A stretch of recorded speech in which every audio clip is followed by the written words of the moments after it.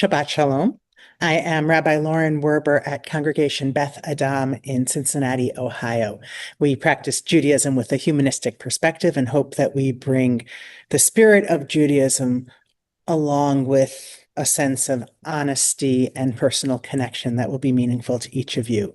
As we celebrate on this 4th of July weekend, we will have an abbreviated Shabbat experience to give everyone time to celebrate or to be with family in whatever way you usually do on this day. We begin simply with the breath, to breathe in the joy and the peacefulness and the hope and the gratitude and the wonder that come with Shabbat, and to breathe out the stresses, the worries, the concerns, the weight, the heaviness of the week that has passed.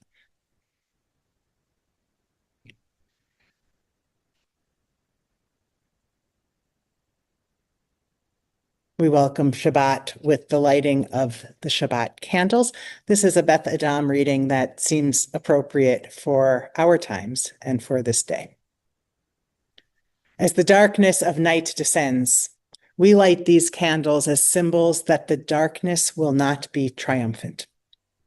Wisdom will overcome ignorance, trust will shatter fear, an open heart is more powerful than a closed mind.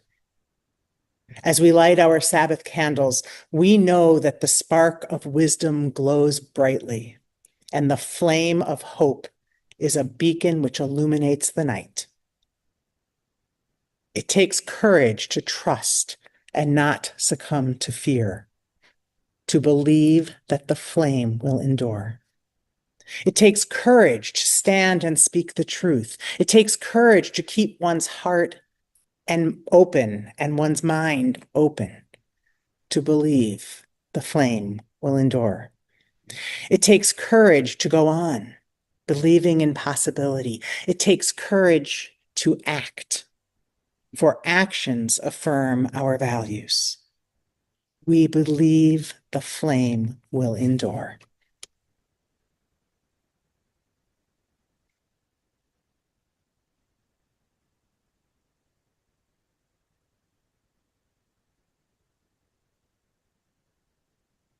Baruch Haor Ba'olam. Blessed is the light within the world. Baruch Haor Ba'adam. Blessed is the light within each person. Baruch Haor Ba'Shabbat. Blessed is the light of Shabbat. We continue now before our memorial with a reflection for the 4th of July, especially in these challenging times. This year has been heavy. For many of us, pride in country lives side by side with distress, and love is braided with disappointment and anger. We see freedoms strained, truth challenged, neighbors divided, hate no longer whispered, shouted aloud. We are not wrong to feel afraid. We are not wrong to feel disillusioned. But we also remember the promise of this day, not as a finished product, but as a call to make liberty real, to defend dignity boldly, to build justice where it has been denied. Let us be patriots of possibility, not loyal to slogans, but faithful to ideals, not blinded by myth, but guided by truth. Let us love this country not for what it was, nor for what it is, but for what it can still become if we dare to keep shaping it. This is our charge: to speak up when silence is easier, to choose hope without naivete, to build coalitions, not walls, to teach our children not only the stories of freedom, but the responsibilities it demands. We are the authors of tomorrow's history. Let us write it with courage, with honesty, with care.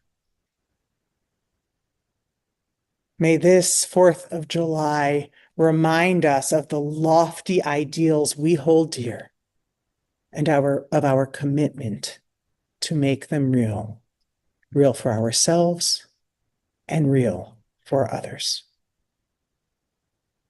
Ken Yehi, may it be.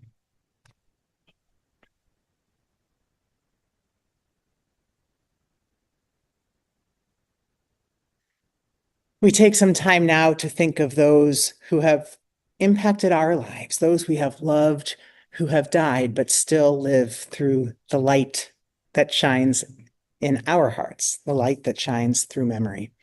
We turn to words of Hannah Senesh. Yesh kochavim she'oram magia arza rak ka'asher hem atzmam avdu ve'enam.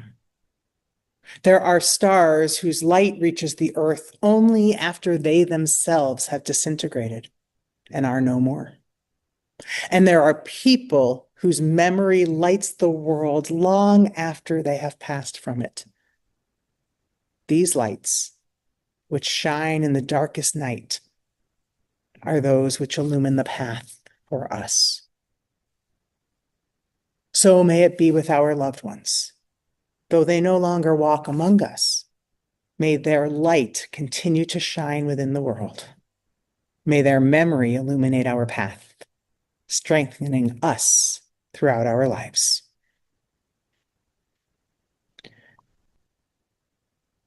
We remember those whose lights shine in the darkest times, whose lights shine in our lives each day. And we hold those who are closest to us, along with all those who have died for our country, as we join in our memorial reading. Ein bidei hamavet hakoach la'kor ma shetamun balev. Death cannot take that which is locked in our hearts. With our tears, in our sorrow, we remember. With our courage and our strength, we do not forget. Acts of kindness, deeds of courage will remain. Beauty created, wisdom shared is not lost. With our tears, in our sorrow, we remember. Im dema'ot be'einenu, be'etev lenu, nishmor al zecher ahuvenu. With our tears, in our sorrow, we remember. Zecher tzadik livracha, may the memory of good people bless our days.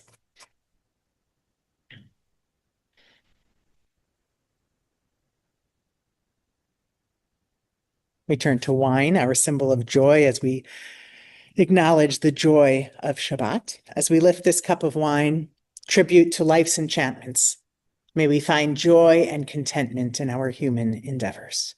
Baruchim hachayim ba'olam, blessed is the life within the world. Baruchim hachayim ba'adam, blessed is the life within us.